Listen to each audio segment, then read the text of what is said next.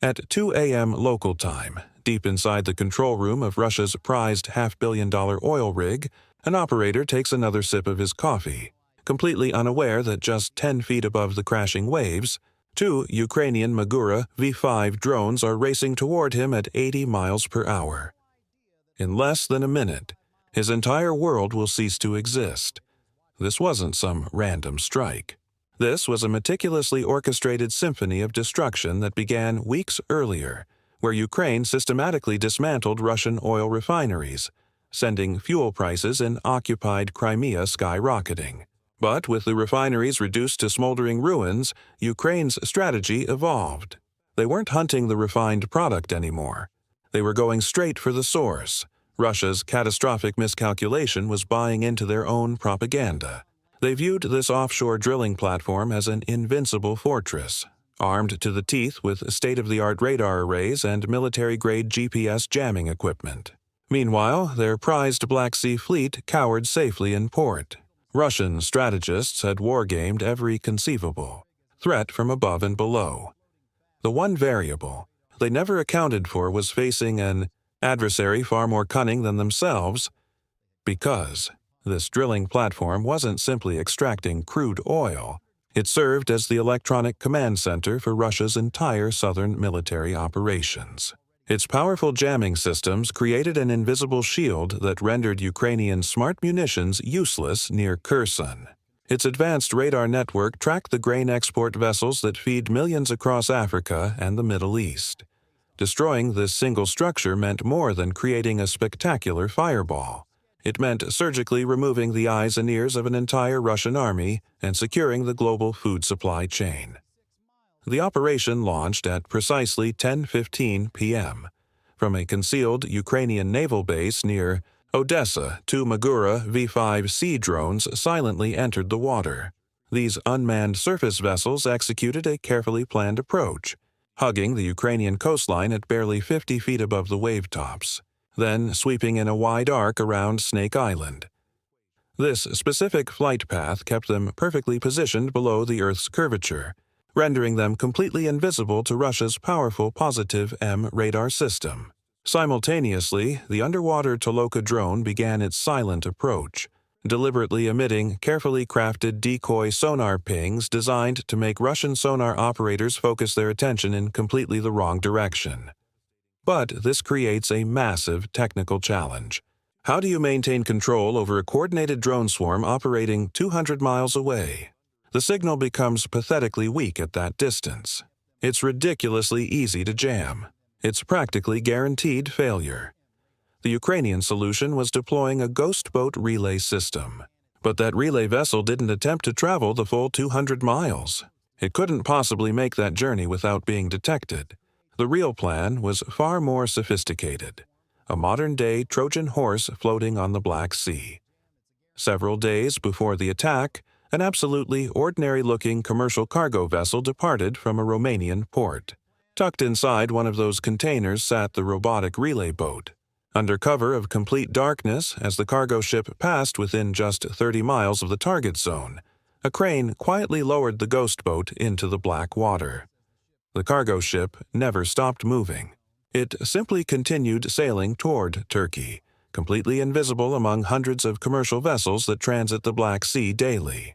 The robotic relay boat then autonomously navigated the final 30 miles on its own.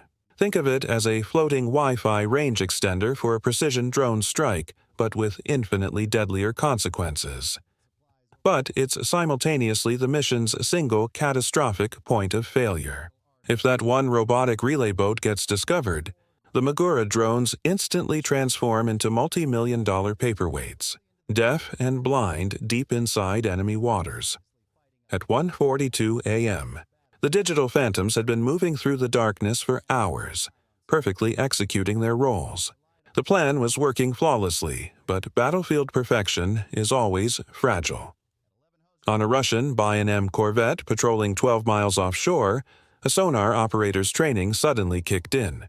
The decoy signal from the Toloka was too clean, too perfect, like a flawlessly looped audio recording lacking the random imperfections that characterize an actual submarine. His instincts screamed something was wrong. he immediately makes the call. Within seconds, a Tor-M2 missile screams into the night sky, racing toward the Phantom acoustic signature at Mach 3, and at that precise moment, the second shoe drops. The oil rig's positive M radar shows a momentary flicker, a single faint blip on the outer edge of its detection range. It's one of the Magura V-5 drones, momentarily visible. This is exactly the moment Ukrainian commanders had been anticipating. They understand the Magura isn't simply a boat. It's a floating hornet's nest packed with FPV kamikaze drones. They make the calculated decision to force Russia's hand through a planned sacrifice. The top hatch on one Magura slides open. A single FPV drone lifts into the cold night air, climbing high and deliberately slow, practically begging to be seen and targeted. The inbound Tor-M2 missile's computer faces a straightforward choice: continue chasing an underwater ghost or engage a confirmed hostile target in the air. It's not really a choice. The missile instantly changes course and completely vaporizes the FPV drone in a brilliant flash. The element of total surprise has evaporated. Now Russian forces know two critical facts. There are hostile drones operating in their protected zone, and they are dangerously close. An urgent alarm screams across Novofedorivka Air Base in occupied Crimea. Fighter pilots sprint toward their Su-30SM fighter jets. The real countdown has begun. 18 minutes until two of the world's most lethal air superiority fighters arrive to completely sanitize the sky. At 1:43 a.m., the positive M radar achieved a solid lock. With the Magura's coordinates now exposed, Russian air defense operators were seconds away from launching a devastating follow-up missile salvo. But Ukrainian planners didn't just strategize for success. They planned for detection, for everything going wrong. The lead Magura fought back using electromagnetic warfare. It unleashed a concentrated electronic warfare attack, flooding the positive M's radar frequency with an overwhelming tsunami of digital noise. The result was instantaneous. The radar screen transformed from a clear tactical display into completely useless white static. For the next crucial 30 seconds, the $500 million oil rig was functionally blind. In that narrow window of chaos, the Magura's hatches sliced open and the real attack initiated. 4 FPV kamikaze drones roared into the night, each connected to the Magura by a thin fiber optic cable, completely immune to Russian jamming and relayed through the Ghost Boat's Starlink connection. While Russian systems desperately attempted to reboot, the 4 FPV drones executed a perfect beam attack maneuver, flying perpendicular to the rig's position. To the recovering radar, their signature was practically indistinguishable from wave clutter below. Their designated targets were the GPS jamming equipment and communication antennas, the platform's electronic eyes and voice. As this aerial ballet unfolded, the Toloka rose silently to periscope depth, using the waves as natural cover. It fired a single 10-pound mini-torpedo at one of the massive reinforced concrete support legs below the waterline, creating the first critical structural weakness. The first layer of Russia's defense had been brilliantly dismantled. The rig was blind and wounded, but a new and far more lethal threat was rapidly approaching: the electronic warfare. Attack was simultaneously a blazing flare that broadcast their position across the entire Black Sea, and the 2 Su-30SM fighter jets, now just 14 minutes away, don't rely on a single stationary radar. They carry their own powerful look-down radar systems. At 1:45 a.m., the view from 30,000 feet fundamentally changes everything. Unlike the rig's ground-based radar struggling with sea clutter, the jets possessed powerful bars look-down radar that could easily filter out ocean returns. 4 distinct thermal signatures from the FPV drone's electric motors appeared on the lead pilot's display. Target acquisition boxes snapped into place. His thumb hovered over the weapon release button, and the crisis wasn't confined to the air. The Bayan M corvette, furious at being deceived, was aggressively hunting the torpedo launch source, racing toward the exact coordinates. The Toloka, its position now exposed, was trapped in a rapidly shrinking cage. This represents the ultimate stake. If that Toloka is captured intact, If even one FPV drone is recovered, the operational secret is catastrophically compromised. The entire revolutionary warfare doctrine Ukraine has spent years developing would be exposed. At 1:47 a.m., the Su-30 pilot has achieved a perfect missile lock. The corvette's sonar is pinging the Toloka's exact location. The trap is completely sprung. For any other military force, this would represent catastrophic failure. But this entire chaotic scenario was actually the Ukrainian plan from the beginning. They never intended to sneak past the fighter jets. They specifically intended to bait them. The Su-30 pilot doesn't have a lock on the tiny, cold FPV drones. His heat-seeking missiles can't acquire them. What he has locked is the only object producing enough heat to track: the gasoline engine of the Magura mothership. Ukrainian commanders knew the Magura would become an irresistible target. It was designed to be the ultimate sacrifice. Just as the pilot squeezes his trigger, the Magura executes its final trick. It rapidly ejects hyper-intense thermal decoy flares, each burning substantially hotter than the drone's engine. The incoming missile faces a choice: the warm engine or the blazing flare. It's not really a choice. The missile veers violently and slams into the decoy, detonating harmlessly over the ocean. The Magura, its mission complete, vanishes into the darkness. Its children are now free. Simultaneously beneath the waves, the Toloka plays its own ace. It's trapped and can't outrun the corvette, so it doesn't try. It fires its last torpedo, not at the ship, but at the same concrete leg it damaged earlier. The underwater impact isn't about destruction. It's about creating chaos. The explosion sends a massive shockwave and cloud of concrete dust through the water. For the corvette's sensitive sonar, it's equivalent to a flashbang grenade. Their screens flood with noise. They are momentarily deaf and blind. In that precious window, the Toloka slips silently into the acoustic shadow created by the rig's underwater structures and vanishes. The tactical board has been wiped clean. The fighter jets are chasing ghosts. The corvette is hunting echoes. Every single layer of Russia's $500 million defense system has been systematically neutralized, and the heart of the target is now completely exposed. At 1:48 a.m., the final command from Kyiv is a single word: execute. The 4 remaining FPV drones don't simply fly. They hunt. Streaking through the darkness at 150 miles per hour, their laser designators lock onto targets the size of a dinner plate. 2 drones make for the rig's primary communications array. The other 2 target the GPS spoofing equipment shielding Russian artillery in Kherson. Simultaneously from the depths, the Toloka fires its third and final torpedo at the exact same concrete leg it has now struck twice before. The 10-pound warhead strikes the compromised concrete, sending a catastrophic shockwave of 10,000 psi through the already shattered structure. The massive rig doesn't just shudder.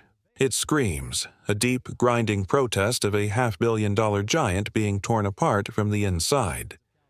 The warheads on those FPV drones incorporated a precisely calculated 1.1-second fuse delay. That tiny delay is the tactical secret. It converts a small 3-pound charge into a bunker buster. The drone doesn't explode on the target's wall. It punches through and detonates inside. Now the pressure wave has nowhere to go. In open air, it would vanish. But inside a confined control room, it bounces, reflects, and multiplies, shredding sensitive electronics and gutting the command center from within. That was the first devastating punch. The second came from below. The shock wave from the internal explosions amplified the damage from the Toloka's repeated strikes. The result was catastrophic structural failure. The leg doesn't just crack, it catastrophically buckles. The entire platform lurches violently, shearing pressurized pipes and severing power lines. And that's when the secondary effect kicks in. Over 4,000 gallons of crude oil leaked from ruptured pipes, ignited by sparks from severed electrical cables. It's no longer just a structural collapse. It's a self-fueling inferno burning at 2,000 degrees. A funeral pyre consuming $500 million of Russian strategic pride. The physical destruction was only the beginning. On the rig, 25 Russian operators and security personnel were instantly taken out of the fight. Their command structure vaporized in the initial blast. The Bayan M corvette, deafened by the underwater explosion and blinded by the towering inferno, could do nothing except circle the disaster zone like a helpless bystander.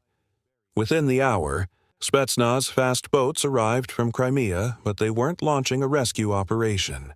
They were enforcing an information quarantine, a desperate attempt to contain the truth of what had just occurred. Their efforts were completely pointless. 14 minutes after the final explosion, a commercial satellite passed overhead. Its thermal sensors pierced through the smoke, capturing a massive thermal scar where a $500 million asset used to stand. The physical hole in the rig was 20 feet wide. The hole in Russia's Black Sea naval strategy was infinitely bigger. The first strategic domino to fall was in occupied Kherson. Without the rig's constant GPS spoofing, Russia's smart artillery shells suddenly became dumb chunks of metal. Their accuracy plummeted overnight. For the first time in months, Ukrainian forces could maneuver freely.